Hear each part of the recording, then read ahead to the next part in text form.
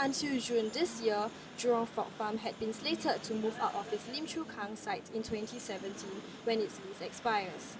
But recently, the AVA has announced that the farm is one of the 62 farms in Lim Chu Kang to have been granted an additional 3 years at its current premises.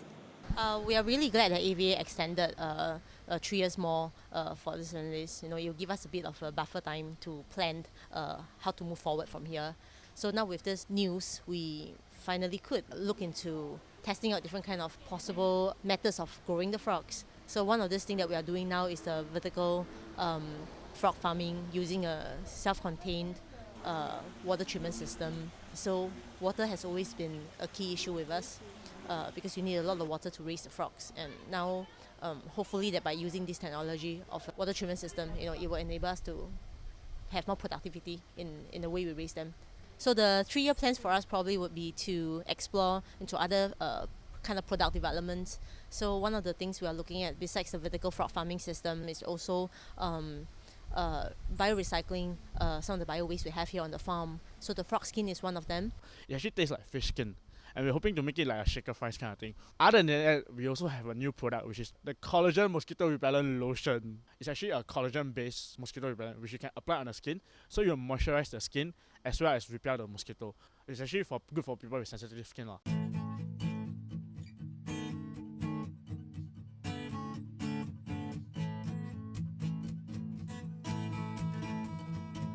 Really the importance for them to come out to the farm is very invaluable, for them to see a local Singapore farm, for them to know that the food is not just what is taken out of the fridge or bought from the supermarket and then cooked and placed on their dishes. They need to see the process of the animal being grown and being raised. I saw this recently on the social media. They asked where do chicken come from, and the children will tell you, oh, KFC. They don't get it, and that's the problem. I think many young children, they are detached from this process, from this food process. So they don't really understand the concept of how to grow an animal, grow a livestock, So therefore, they have very little appreciation for perhaps food and even understanding of nature or life, So I think by bringing them out, it might, rekindle that little bit of interest and curiosity in them, on how food is grown. I think the reason why we want to go out for road shows or to schools to give talks, is really to just sow a seed in them, to tell them that there are young people interested in farming, and we are in the farming industry, and to share with them what we are doing, because a lot of times people do a lot of things, might be very meaningful, but if you don't talk and share about it, nobody knows. So we see that being an opportunity for us also, not only to share what we do, to have a bit of this community outreach to this public. Because without farm, they won't have a chance to have interaction with live animals, except for the zoo. Even if it's the zoo, it will be caged. Farm trips will, give them more knowledge on how they grow up. Because over here, they have different stages of frogs, like from tadpoles to the adult frogs. It's a very good education for them. So if they're going to take away the farms, I think in future Singapore's children will be like those mountain tortoises. So why is this outreach important? Because if the people don't come to you, come out to Lim Chu Kang onto your farm, is you just have to bring out your products, bring the farm out to people. So I think this is where it helps for us to have an e-commerce platform, whether is it for to book tours, educational tours, or whether to be selling our products online. And then we also have delivery service down to home and offices. It has proven to be quite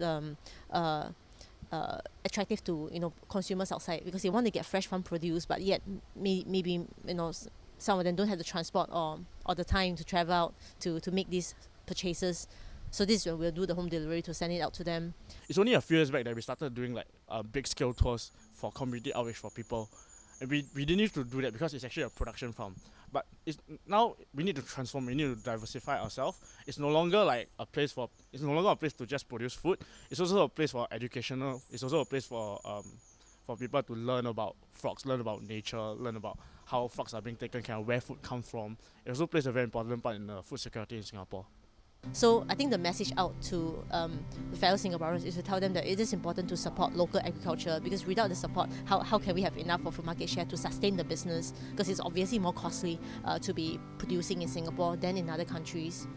I think that currently the Singaporeans are very supportive of us from all the feedbacks I've gotten, and I believe the government is also trying their best to help us, as we are currently in the midst of discussion of in applying for grants for more advanced systems of farming, and also getting certification or license for our products on research. Yeah, they are helping us on that. Moving forward is really very uncertain for us because we do not know what kind of land we need to repeat for another plot of land, which will be more expensive, and we do not know the land will be suitable or not. I think the challenges that I face on the farm will probably not be much more different than 10 years ago or 10 years later. If you ask whether I think I have been successful in my endeavor, I think there's a lot more things that I could have done, but I'm really just coping with the resources that I have. And I think I now become a lot more realistic in expectation as well, because when it comes to working in a team or trying to create a team, you must somewhat have more patience, and things might not just go your way because everyone have their own ideas. So I'm still learning. I think we should go ahead to bid for the land. So should we be able to get the land, we should be able to plant the land a lot more efficiently when it comes to parts for production, for R&D, maybe even for some retail sales and all that. Yeah. Moving on, it is likely that the farming industry in Singapore will face many more challenges, but it seems like Jurong Frog Farm is in good hands. The farm has been constantly innovating and adapting to new changes to stay relevant to today's society. This is Prisca reporting for NTU Spectrum.